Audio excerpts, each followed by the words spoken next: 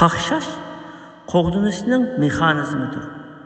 Qaqshash, voysash va zarinish bilan hech qanday bir mushkulni hal qilib bo'lmaganning ustiga ishni texnik qiyinlashtirib o'tdi.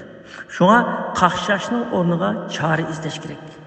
O'tgan zamonda bir podshoh xalqni sinash uchun yo'g'on bir toshni odamlar ko'p o'tadigan bir yo'lning o'ttirisiga qo'yib qo'yibdi. Uninga yaqin bir daraxtning keyinida nazoratchilarni o'rinlashtirib qo'ygan ekan.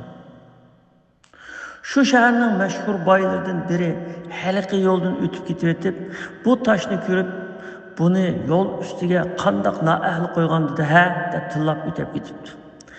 Yana bir binokorchilar o'tib ketib, bu qandoq qamlashmagan ish bu? Yo'g'on toshni yo'lning o'tirib qolibdi deb o'tib ketibdi.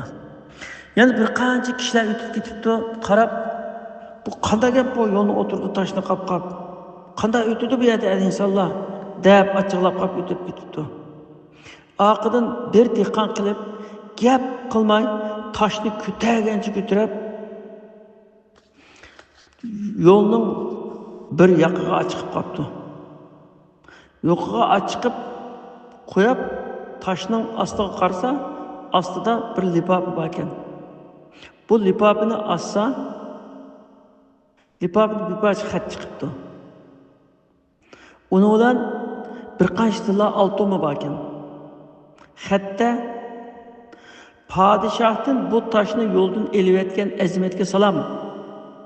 Bu har qanday bir mushkulni qaqshashning, dardlanishning o'rniga